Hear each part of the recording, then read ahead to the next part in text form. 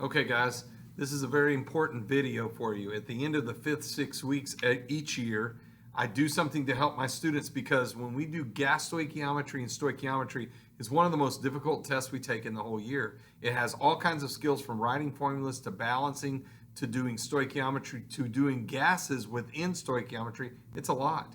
And so here's what I do every 5th 6 weeks on this last test. Whether you made a 5 or a 95, you're going to be offered to be able to take a retake for up to 100. Now I know that the retake test is always a 70, but the retake can be up to 100. So if you're a person that made an 80 on the test, you're going to be able to retake it and make up to 100. If you made a 20 on it, you can retake it and up your grade trying to get 100. The top grade anybody can get's 100 on it. And so if you already made over 100 with the curve, then you wouldn't want to take that. But anybody under that, you're going to be able to take the test and try to get a better grade up to 100. That's great for your average, but you're going to have to make sure that you really study the skills needed for the test. So I'm going to walk through gas stoichiometry and stoichiometry to make sure you've got it. What a lot of people struggle with was word problems like this, even though you had all your resources. Okay, it says solid calcium hydroxide reacts with aqueous phosphoric acid to produce aqueous calcium phosphate and water vapor. Okay, now what I'm actually going to do is move the screen a little bit closer so you can see a little bit better, but here we go. Calcium hydroxide, Ca is a +2, hydroxide is a -1. Remember doing charges, you switch them. So the 2 goes out there. Reacts with is the plus sign. Aqueous, okay, that said that first one was a solid, so let me go ahead and put that. That's a solid. Aqueous phosphoric acid. Now I would look this one up in my notes. This isn't one I ask you a lot, but it was just an example I found. Aqueous to produce aqueous calcium phosphate. Calcium +2, phosphate -3. Switch them. 3 goes there. The 2 goes there. Okay, and water vapor, H2O. Vapor means it's a gas. So it says this one's an aqueous. Okay, so now I have my formula. I have all my formulas. I've already switched my charges, so I don't need these words anymore. Okay, and so now I have my formula. This is what a lot of people struggle with. Remember, if you write a formula, you have to check the charges. Okay, and on this test, you'll have your polyatomics to help you. Now, when I have it, now I have to balance it. I have all the formulas right. Now I have to have the big numbers. Calcium has, man, that's a 3 there. So that means that's a 3. 6 hydroxides. Okay, I'm going to have to fix that in a second. Oh, there's no hydroxides over there. So I have to count 6, 7, 8, 9. Wow, that's messed up. But look, I see 2 phosphates. Means there's a 2 there. So I have 3 calcium, got it. 2 phosphate, got it. Now count my H's. Well, that's 6. And that 6 more is 12 H's. That's a 6, which gives me 6 O's, and I've got 6 O's. So it's 3, 2, 1, 6. Now I've got my equation. Now I'm ready to do math. Now, whenever we're doing stoichiometry, reminder, you can only work problems in what units? Moles. And since I can only do moles, I have to do my calculations and be careful. So if I had 6 moles here, then I'm ready to work the problem. I'm in correct units. So 6 divided by 3 is a multiplier of 2. So that means I can apply that in all the places. So 2 times 2 would be 4 moles. This would be this answer. 2 times 1 would be 2 moles. And 2 times 6 would be 12 moles. This is the easiest question if I'm in moles to start with. All right? Now, if I'm not in moles, I have to do some extra work. So if I had something like 50 grams, and I want to know, let's just say this one right here in grams, it's in the wrong units. So what I'm going to have to do is I'm going to have to convert the grams to moles. Why? I'm in the wrong unit. So the 50 grams, so I need to add how much this weighs. Calcium weighs 40. Oxygen is 16 times 2 is 32. Hydrogen is 1 times 2 is 2. These are numbers straight off the periodic table. That's 7274 grams to make 1 mole. So I grab my handy dandy calculator. 50 divided by 74 is 0.676. 0.676 moles. Now, it means I don't need this anymore. I've already got it into a number I can use. Now, what's the first thing I do? Divide by 3. So 0.676 divided by 3 equals 0.225. There's my multiplier. So if I can apply that everywhere, I know all the answers. So I could tell you that answer in moles, and I can tell you that answer in moles, but all the question wants is this one. So 0.225 times 6, 0.225 times 6, simple calculations, we've done this many times. 0.225 times 6 equals 13.5 moles. Is that the answer they want? No. I just changed back to grams. 1 mole, remember it's always a 1, is, oxygen is 16, each of those is 1, that's 18 grams. So 13.5 times 18, 13.5 times 18 is a grand total 243 grams. 243 grams. And so that's easy to do. Grams, grams, grams, grams, grams. Now, reminder one more time, I can only work problems in moles. So the first question I had was in moles. I could answer them all. This one wasn't in moles, it was in grams. I changed it to moles and worked the problem.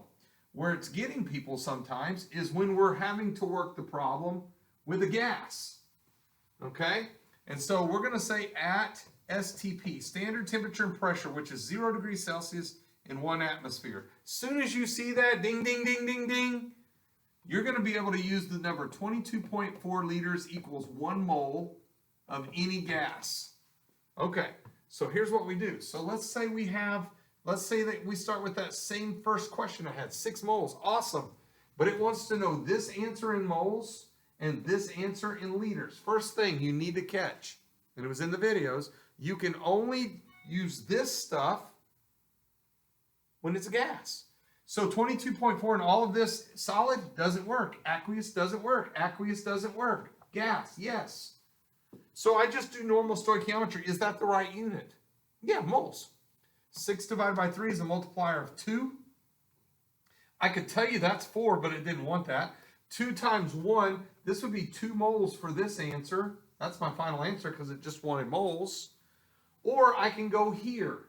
Well, 2 times 6 is 12 moles, but it wanted liters. So I have this magic number in my toolbox. Since I'm at STP, 1 mole is 22.4 liters. So 1 mole is 22.4 liters. Well, the only way I can do that is if this is a gas. And it is. It's a gas.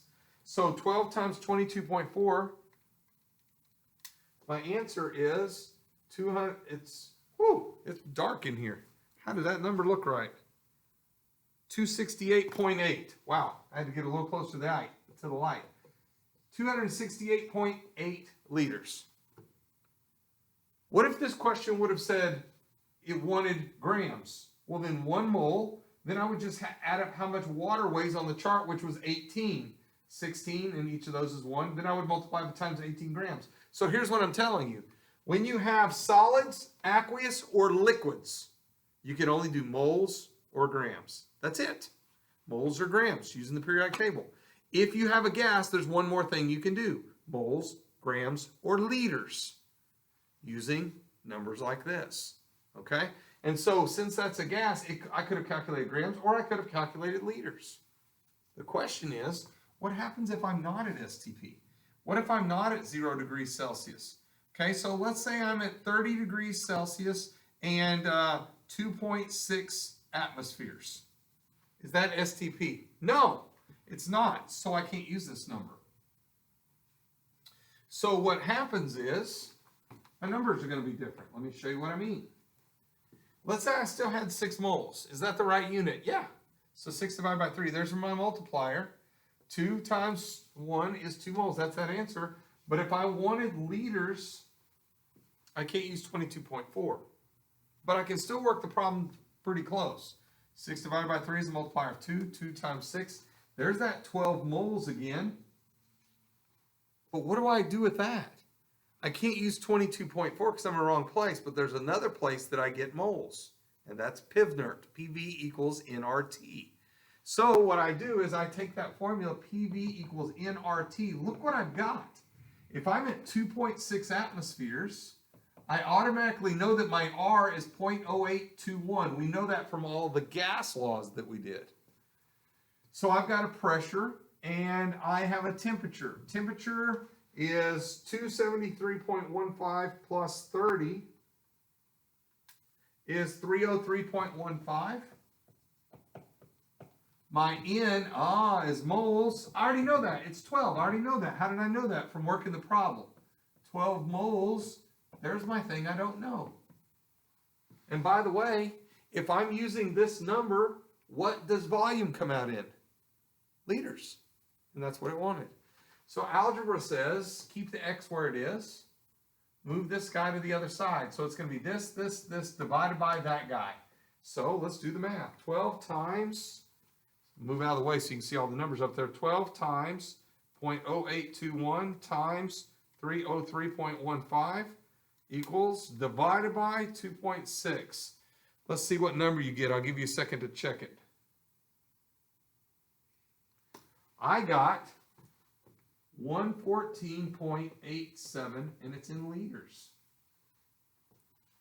How did I know that? Well, Pivner says if you're going to use 0.0821, it's going to be atmospheres times liters over moles times Kelvin. Remember that from the gas law from Pivner?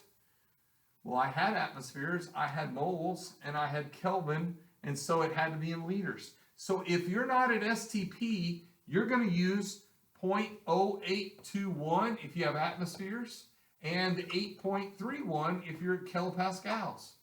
And so you're just doing the work you've always done. The only question that's really hard looks like this.